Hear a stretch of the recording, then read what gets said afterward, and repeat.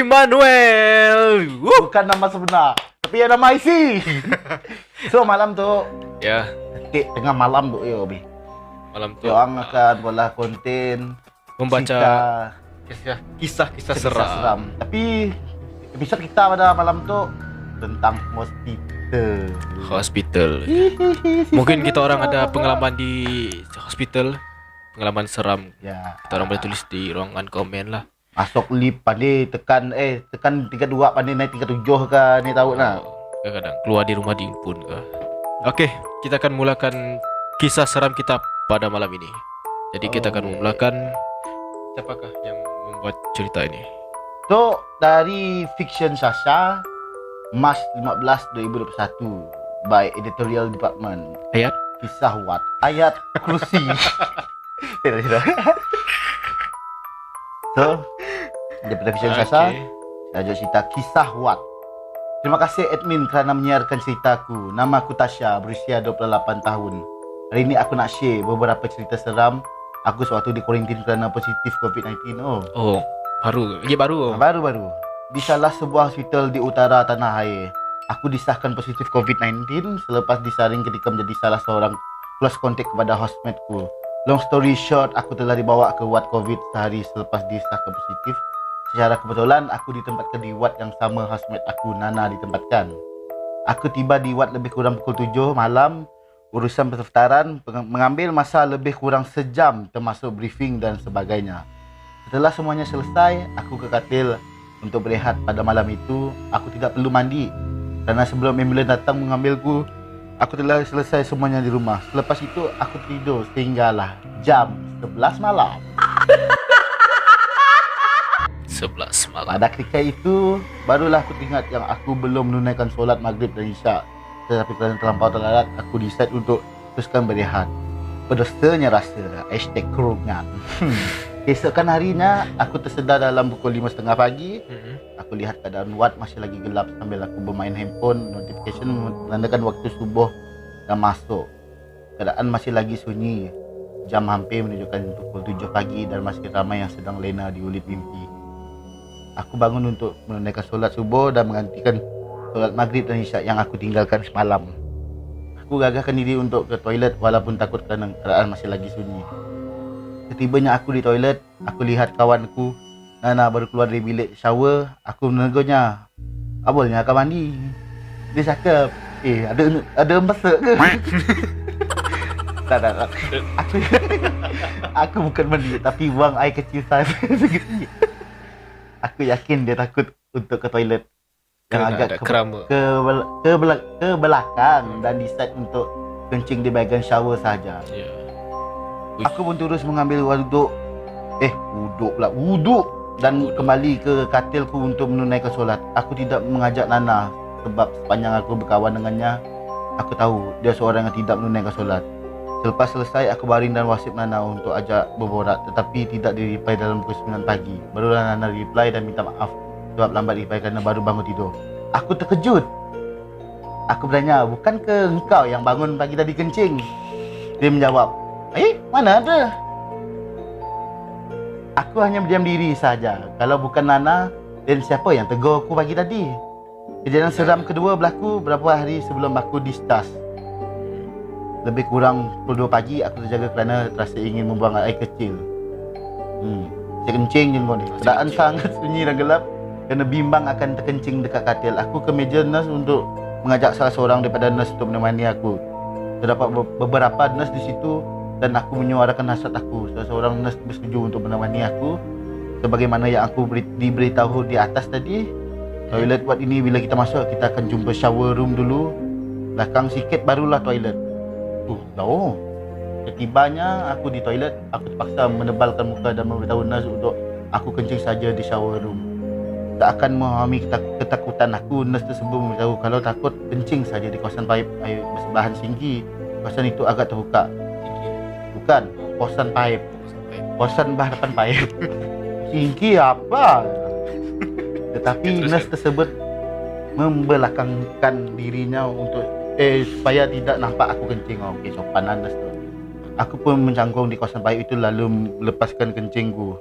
Setelah aku selesai, kami pun kembali ke ward. Waktu melintas di meja nurse, kumpul tadi, semua nurse berada di situ agak terkejut kerana aku berani untuk pergi ke tanda serang diri. Ya, dagi kena.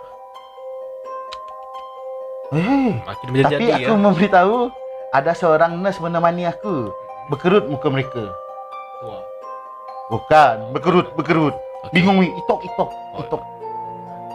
Kerana pada malam tersebut hanya ada 3 orang sahaja yang bertugas. Dan semua tidak menemani aku. Macam kes aku, lepas tu aku cerita hal tu. Okey. Ya kita Dan mau semua dengar. tidak, yes. Dan semua tidak menemani aku. Meremang bulu roma aku bila dapat tahu perkara itu. Persoalannya, siapakah nurse tersebut? Ya. Ini adalah antara kisah-kisah yang ada pada aku agak seram. Ini apa tu? Aku menceritakan ini kepada Nana dan Nana pun memberitahu ada beberapa kisah seram yang dialami olehnya pada malam itu. Tapi itu tidak diceritakan di sinilah.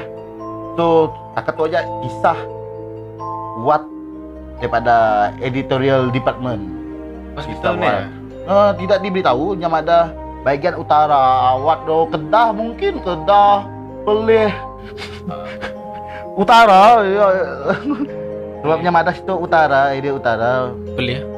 mungkin Pelih ataupun Kedah. Pelih ke Pelih? Pelih. Ya, bunyi Kedahnya ada. Pelih. Pelih. Mungkin kita start lain Mau kita start ini kanji punya. Yo, siapa?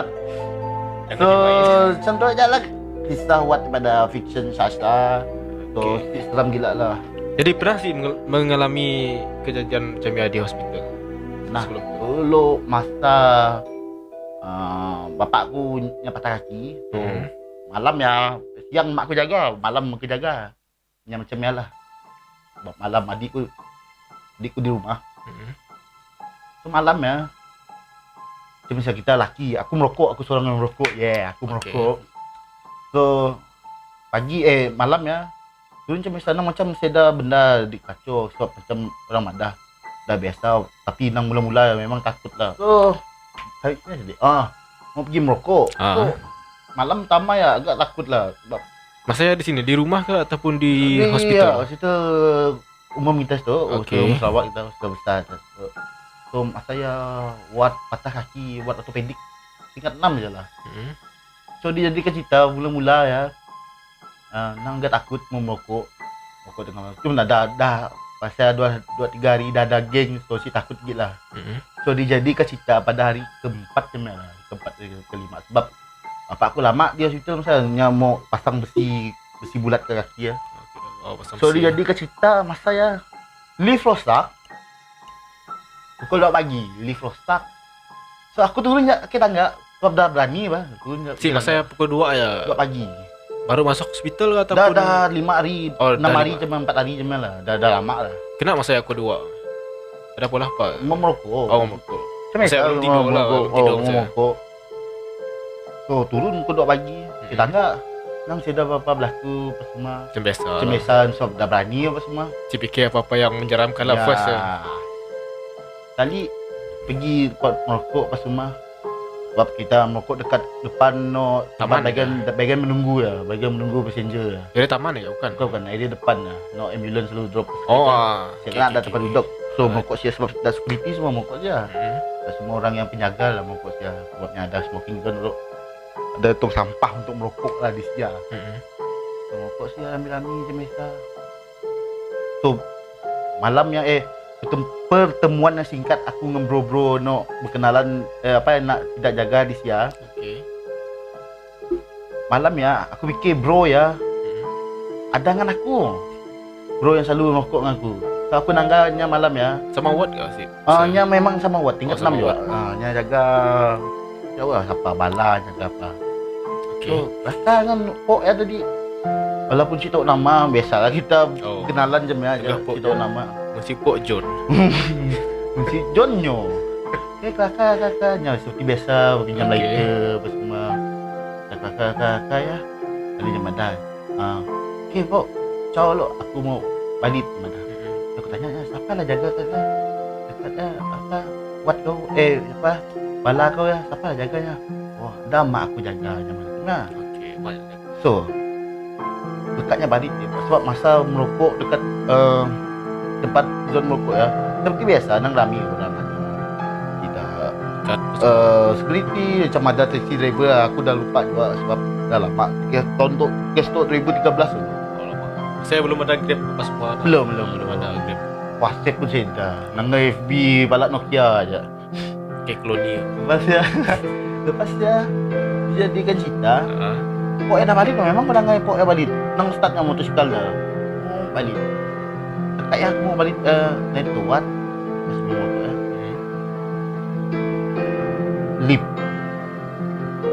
Lip tadi kan si hidup. Oh, Empat ya, ya, dua. first yang rosak lah. Yang biasa sikit maintenance. Sikit maintenance-nya ada 6 lah. 3 je mah. Ha. Tu malamnya macam si hidup 6 ke 4 ke macam mana. Tiba-tiba masa aku turun masa aku mau turun merokok Nya si hidup. Nya si hidup. Ya pakai Tapi tangga. ya aku turun ke tangga. Tapi apabila mau naik tanya hidup, ya aku sekolah sih belum naik ke tangga. Nak ya kepak. Lekak aku tekan tingkat 6 masuk lift lah. Tiba-tiba lift ya pergi tingkat 7 dulu. Artinya hanya dropkan aku pergi tingkat 6 lah. Oh, Tingkat 7 tu pun buat apa? Aku pun dah lupa. Apa yang pelik tingkat tu penangga di tingkat 7? Kok yang mak motosikal tadi di tingkat 7? ai. Yang tengah cari air panas sebab buat di tingkat 6 air panasnya dah habis. Okey. Tu best. Siapa di bawah, siapa di atas? Ya. Masa Siapa yang kembang. oh. Ya aku tanya, bukan kau pulang dek mau kok? Ni dah aku nang di atas tu. Ai. Bukan kau ada ya mak kau jaga dek kah? Ni dah. Tok kau, lalu aku pun mau kepastian dah kak nyambil air panas di tingkat 7 Okey, ya. tu best tu. Sedangkan lip ku tiba-tiba naik tingkat 7 ya aku. Lip tiba-tiba naik tingkat 7. Sedangkan nyap berhenti tingkat 6 loh daripada tingkat 1 pergi 6. Artinya pergi 7 pergi 6 dulu. Sama pergi 6 je nak. Kenanya tapi ada apanya di pergi tujuh. 7 dulu. Ha. Cuma bro ambil air panas daripada tingkat 7. Tiap tingkat 6 saya dah air panas ni. So aku bukan tu. So mau cari kepastian tadi ya. Agak katil ya, balanya jaga dia. Ni dah mak aku yang bala macam ya aku pun mendiam ke diri malamnya, mendiam ke diri aku ya. Apa orang ya. Sikit ni betul loh. Aku ada juga tanya masa orang merokok pukul 5 pagi jam sebabnya orang sebenarnya sungguh apa. So, aku dah berani sikit lah sebab banyak orang dah keluar lewat semua beli breakfast ke apa. So aku merokok dan tanya pasal ya aku ni apa memberanikan diri tanya kau ada kembar ke, Bok? Dah. Kenapa? Tadi nak ketemu kau di lift ya. Sebelumnya aku nangga nang iras kau ngokok kau di bah ya. Baju sama mana. Yang pakai baju jaket ala-ala macam The Green Day. TX5. Ya nyama ada. Aku nang dari TX5 dia yang bodoh aku. Apa orangnya? Jadi, siapa yang sebenarnya? Yang merokok ataupun yang berada di tingkat 7? Tapi nang tingkat 7 nang manusia lah sebab aku nanganya solat. Oh. Maknanya yang dengan kau merokok ya bukannya. Bukannya sagu hantu. Si masa orang tak merokok ya ada si orang lain. Ada macam aku ada di ada security mungkin driver taksi lah sebab baju putih aku anggapnya driver taksi kot. Cuma banyak juga sebab memang tempat orang merokok nah. So ya jalan pengalaman aku di hospital yang jadi macam ni si driver taksi nangga kau kelakar dengannya. Ya yang aku pelik ya. Sebab nya nangga ataupun si kalinya nangga kau kakak seorang ataupun di sebaliknya. Kalinya fikir aku gila kali. Tapi nang tu silah seram gila pengalaman di hospital tu. Tapi syukurlah sebelum temu benda yang benar-benar seram di hospital. Tapi ya nasib ya nang apa? Ya kawan kau dibuat bukannya benda-benda lain lah yang ditemu di hospital lah. So yalah diajak lah syukurlah saya dah kena nak seram yang lebih seram tu cuma jelmaan macam ni ajak lah. Mun temu dengan benda yang nak pakai baju warna putih, panjang perempuan pernah sih? Ya pernah di PLKN. Ya kelak next episode mungkin kita boleh lah. PLKN memang banyak salam perkenalan mbak kata orang di PLKN masa. Tapi tu untuk next episode PLKN pun so kita akan sambung lihat cerita hospitalnya nih. Okey, kali itu kita akan membaca dari fiction Syasha juga nak sama. Tapi itu di Hospital Umum Sarawak di tempat Im mengalami pengalaman yang sama. Sama. Sama. Itu di HUH. Okey. Jangan kaca saja. Kita coba langgar. Di sini aku ingin ceritakan beberapa pengalaman bertemu makhluk gaib di Hospital Umum Sarawak, terutamanya pada waktu on call. Salah satu pengalaman yang tidak dapat aku lupakan ialah ketika on call di ward onkologi kanak-kanak. Sebelum itu aku berdepan dengan beberapa pesakit yang nazak dan akhirnya meninggal dunia. Ketika aku on call, namun tidak pernah aku melalui kejadian mistik. Mungkin kerana keadaan ward yang selalu penuh, terutamanya ward perubatan. Sebelum cerita dengan lebih lanjut, aku ingin terangkan keadaan ward onkologi kanak-kanak supaya senang para pembaca menghayati kisah ini. Dari pintu masuk ward, ada satu lorong sebelum sampai ke kaunter jururawat, dan di sebelah lorong tersebut terletak bilik daycare. Daycare betul ke? Daycare. Entahlah, daycare lah, daycare bukan baby ke? Situ je. PI ketuk fail. Disusuli bilik prosedur. Okey, di sebelah kanan pula terletaknya pantry ke pentry? Pantry. Disusuli bilik doktor pakar dan bilik sister. Setelah melalui lorong tersebut, terletaknya kaunter jururawat dan acute bed. Di sebelah kiri menempatkan bilik pesakit yang memerlukan pengasingan dan juga bilik rehat doktor. Di sebelah kanan terdapat dua ruang menempatkan katil-katil pesakit, dan di belakang sekali terdapat sebuah ruang yang kosong. Hanya terdapat sofa dan peti sejuk di dalam ruangan itu. Dan pintu keluar yang tidak digunakan, boleh rujuk gambar bawah. Ini ward 2B, lebih kurang macam ini ward onkologi 2A dari pintu masuk. Kaunter jururawat dan acute bed ward 2A. Pintu keluar yang tidak digunakan berhampiran ruangan belakang. Ruangan belakang tempat aku diganggu. Okey, dah start diganggu ketika ini. Berbalik kepada cerita di ward onkologi kanak-kanak, pada malam tersebut yang merupakan malam kedua aku on call di situ. Ward agak sunyi kerana bilangan pesakit yang sedikit. Dalam hati gembira, tidak banyak pesakit yang perlu dipantau. Seingat aku, hanya ada 9 pesakit pada malam itu. Acute bed yang memerlukan rawatan rapi pula kosong. Malam itu, medical officer MO tidak datang ke ward. Selalunya MO hanya akan datang untuk memantau pesakit di acute bed, dan selepas itu kembali semula ke ward ICU kanak-kanak yang lebih memerlukan pantauan. Setelah membuat on call review ke semua pesakit, jam ketika itu menunjukkan pada pukul 10 malam. Tadi pukul apa? Mana? Tadi pukul 11 nak? Oh, 11. Pukul 11 malam. Pukul 10 malam. Aku berehat di pantry dan memakan waffle yang aku sempat beli tadi. Aku asalnya beli di kantin dalam nak. Ada waffle lah. Dekat luar ya. Kantin luar ya. Oh, kantin luar. Ada waffle lah. Waffle lah. Nak ada burger. Lama sikit ya. Beli burger je. Okey, bilik pantry tersebut berhadapan dengan bilik daycare.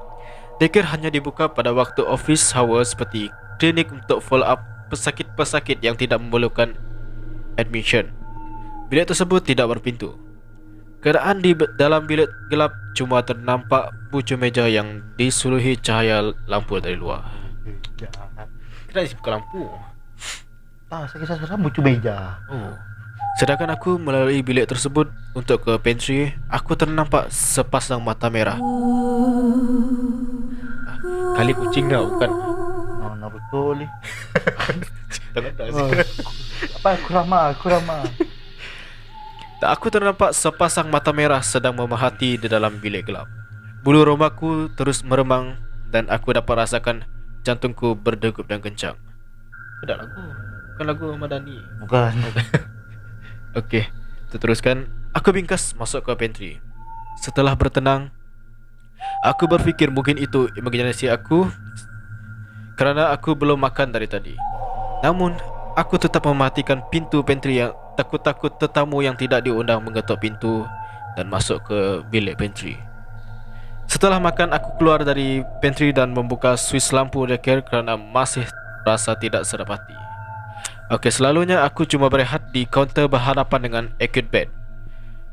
Memandangkan tiada pesakit di acute bed, aku berehat di bilik rehat doktor selepas berpesan kepada jururawat yang untuk mengejutkan aku jika perlukan apa-apa. Setelah terlelap, Beberapa menit di atas sofa, aku dikejutkan seorang jururawat kerana ada pesakit baru yang baru masuk. Seorang bayi yang berumur 2 tahun 2 tahun 2 hari yang jaundice in layman term, kuning tinggi. Selalunya pesakit jaundice akan dimasukkan ke ward general 2B, tetapi memandangkan ward 2B penuh, pesakit jaundice yang low risk, betulkah? Dan bayi yang cukup bulan dibenarkan untuk dimasukkan ke ward onkologi untuk menerima rawatan fototerapi. Okey. Apa bilik fototerapi? Fototerapi. Ya. Macam rawat. Ingat. Sebabnya demam kuning bah. Soalnya low risk. Low risiko, soalnya boleh dia bilik, mungkin bilik biasa. Biasa demam kuning tu umurnya tinggi. Boleh kompos je. Ya. Mesti cacat tu. Kompos lah senang cerita, mesti sawan. Oh, bisa sawan. Setelah bertanyakan histori daripada si ibu dan memeriksa bayinya, aku kembali berehat. Kali ini aku berehat di ruangan belakang kerana di situ kurang sejuk. Ward ini berpahawa dingin. Aku menghidap allergic rhinitis, mungkin yang si tahan sejuk kali. Tidak dapat terkena condition yang sejuk. Betul lah. Aku pun duduk di sofa dan terlelap. Aku terbangun beberapa kali ketika si ibu kepada bayi jaundice tadi menyimpan IBM, susu ibu yang dipera, ke dalam peti sejuk di ruangan tersebut. Aku menyandar dan terlelap semula di sofa. Tiba-tiba aku rasa kakiku seperti ditarik. Dah di hospital. Aku terbangun dan tercium bau yang sungguh busuk, seperti bau bangkai. Aku coba bangun dari situ, tetapi seluruh tubuhku kaku. Aku cuba bertenang dan cuba membaca ayat-ayat suci Al-Quran, tetapi bibirku terkunci. Hampir 10 minit aku begitu, kemudian aku kembali tertidur seolah-olah dipukau. Maksudnya benda yang yang ngacur. bahaya tu. Okey, ni tadi. Aku bermimpi seekor makhluk bermata merah lagi dan bertanduk sedang memandangku dan berkata sesuatu dalam bahasa yang tidak aku fahami dengan nada yang menggerunkan. Tiba-tiba aku rasa sesak nafas. Terasa seperti ada sentuhan halus di muka apabila aku membuka mata. Alangkah terkejutnya aku melihat wajah yang cengkung dan pucat dengan mulut yang melopong dan mata yang besar-besar terapung di hadapanku dengan rambut kusutnya yang mengurai di mukaku. Aku menjerit sekuat hati, namun tiada suara yang keluar. Aku ingin menutup mataku kerana wajahnya amat menakutkan, tetapi dalam masa yang sama aku takut ia menggapa-gapakan aku. Mencekiklah, lebih kurang begitu. Jadi aku harus melihatnya. Aku melihat ke bawah. Makhluk tersebut tidak berkaki dan hanya terapung-apung. Ia hanya memandangku dengan pandangan melopong dan tidak berganjak walaupun seinci.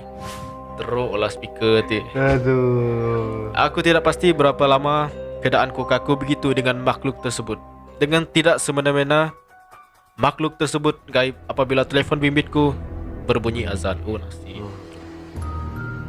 Menandakan masuknya waktu subuh. Barulah aku dapat membaca ayat-ayat suci di bibirku. Kemudian aku bingkas bangun menuju ke kaunter jurawat di depan. Aku dapat rasakan jantungku masih berdebar-debar. Aku mengira kadar denyutan nadiku 120 BPM dan aku juga berpeluh. Aku mencuci tangan dan mengusap muka dengan air di sinki berhampiran kaunter. Salah seorang jururawat telah terbangun dari tidur dan menegur aku kelihatan pucat dan berpeluh. Aku cuma katakan yang aku kurang sihat. Aku belum berani menceritakan hal tersebut sehinggalah hari-hari benar siang nanti. Aku pergi ke surau di tingkat 5. Dari tingkat 6 lah. Tingkat 6 tu, tingkat 5 untuk mengerjakan solat subuh. Apabila aku baru melangkah keluar dari wad, lift terletak berhampiran pintu masuk wad. Tiba-tiba pintu lift terbuka tetapi tiada orang di situ menunggu lift. Tingkat berapa, Dek? Tingkat 5. Itu bukan 7. Itu je, saya dah apa senang. Tapi pintu lift Lift memang suka main. Lift tersebut tertutup kemudian terbuka kembali. Mungkin lift rosak. Aku menyedapkan hati, aku tidak mahu lalu di hadapan lift tersebut untuk naik tangga ke tingkat 5. Jadi aku terpaksa berjalan sedikit menuju di tangga di hujung koridor. Habis lama di hujung tu. Sedangkan aku melalui koridor, tiba-tiba aku dikejutkan dengan bunyi orang menarik gagang telefon. Masa tu masih laku ya, public phone. Dengan kuat, aku tersentak. Tiada orang di situ, hanya ganggang telefon itu yang tergantung dan terhayun-hayun dan yang kulihat. Izin gonya. Ada je Pinang setiap tingkat ada telefon public phone lah. di zaman dia masih pakai public phone. Mungkin kini pun masih kita Masih sudah mungkin ada yang pakai lah. Ini Si kalau semua sudah orang edit mampu. ya, postpaid belum bayar ke siling ya. Setelah menunaikan solat subuh, aku duduk sambil sambil membaca ayat kursi dan ayat 4 kul berkali-kali sehingga aku berasa benar-benar tenang. Sekembalinya aku ke ward, tiada lagi kejadian menakutkan yang aku lalui. Setelah rakan-rakanku sampai, aku di handover kes-kes kepada mereka. Kemudian aku berehat di pantry untuk meminum 3 kopi 3 in 1. Kopi 3 in 1. Jururawat yang on call bersama aku pada malam tadi, KN, turut berada di pantry. Pada mulanya aku berbual dengan kosong dengannya, bertanyakan beberapa lama sudah dia bertugas di ward itu. Hampir 6 tahun jawabnya. Kemudian aku memberanikan dia menceritakan apa yang terjadi pada malam itu. Menurutnya ward tersebut memang keras.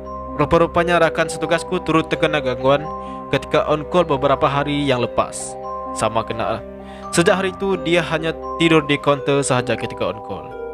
KN turut menambah bilik mereka itu juga keras kerana banyak blood transfusion kerana blood salah. Blood banyak lah. Belut.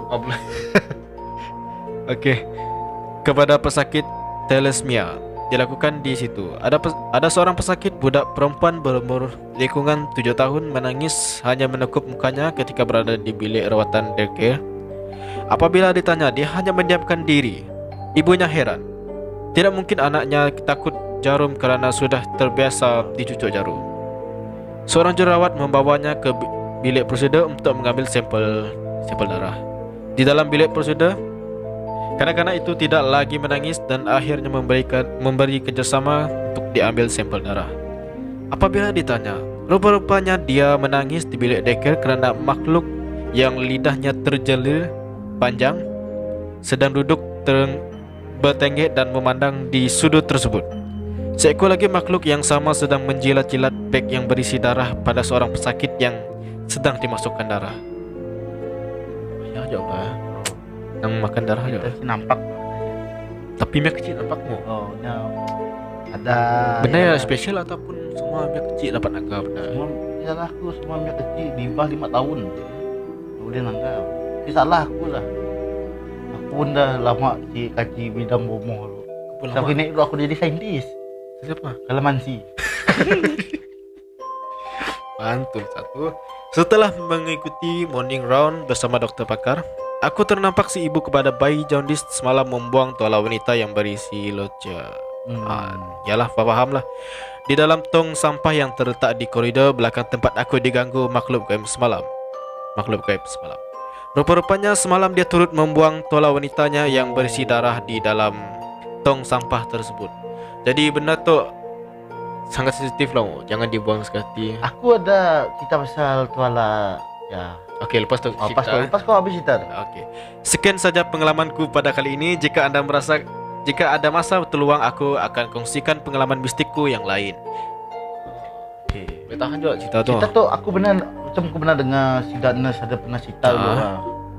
Cerita tu dah lama. Okey. Jadi macam ni benda yang nang benda yang nang siapa dibuang sebarang lah. Pasal tuala wanita tu. So tuala wanita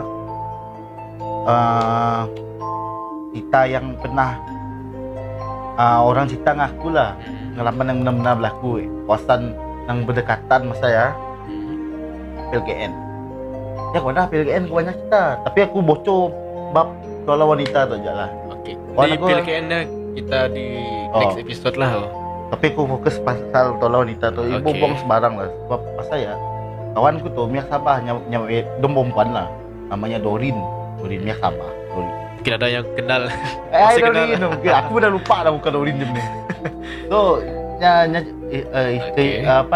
malam ya, macam biasa sidai baju tengah malam standard lah. Esok pagi tanahnya berembun apa semua. Standard memang standard pun kau jadi wira ataupun wirawati saya. Masa di PN. So dijadikan cerita dia mau agak belakang ya lah, ambil penyepit kasih tahu lah, ambil apa yang dijemurnya lah. Yang nangga dekat belakang dom lah, benda yang tengah jilat. Ai, Modest lah, lidah panjang, tapi bajunya baju macam baju putih yang dah kena tanah lah, macam kala-kala lusuh macamnya. Terus si Dorin tadi berlari masuk balik dalam sambil nangis. Peluknya si kawannya tadi apa Miak Sarawak juga siapa nama. Sorry amun aku dah mention nak Kal. Si Kal salah tu. Sorry lah amun aku mention nama. So dia cerita benda ya lu nang sepanjang panjangnya nya selalu ngaco dom perempuan. Sebab benda yang jilat ya tadi orang kan enggak hari pertama tapi ya next episode lah. Okey. Episode. Siapa mau dengar tu? So pagi ku nasihat untuk semua modest tadi ibu buang sembarang lah. Benar ya, sepatutnya dibuang di sini sepatutnya. Mungkin kita tahu macam ni cara mungkin lipat. Ada caranya lah mungkin so tadinya sekati je nya buang macam ni dekat belakang tu memang tu sampah, ada tu sampah. Jadi terang faham lah macam ni cara benda macam tu. Buka tu sampahnya. Slack. Wih, apa ya? Macam berpengalaman je. So, jalan benda ya memangnya jilat benda ya. Jadi jangan dibuang sekali lah benda macam yang dijaga. Ada caranya tapi yalah orang tahu je lah apa caranya. Si perlu dibahas di podcast tu. So, Las, ada pengalaman hospital? Aku paling takut di hospital. Paling takut agak hospital. Pernah lah. Pernah, tapi si pernah mengalami kejadian yang pelik-pelik. Aku adalah seorang yang takut pergi hospital. Tangga hospital pun aku takut. Sama itu. Tapi nurse hospital cantik Ya, aku tahu lah. Aku sih masuk tak puas lah. Okey, setakat tu aja memang bun kisah seram pada malam tu episod hospital. So, orang komen boleh komen beri cadangan apa episod yang bagus memang pola pasal sekolah kah. Tapi kalau cerita pasal sekolah kita akan hide dalam sekolah ya. Sebab takut sensitivity. Ya, untuk orang ada apa tajuk-tajuk kisah seram yang menarik, tolong boleh kalian komen lah. Okey. Apa kamu ada di dah? Lupa beli nombor esok. Dah. Esok lah. Kena. Okey, bye bye. Terima kasih. 3 2 1 tutup.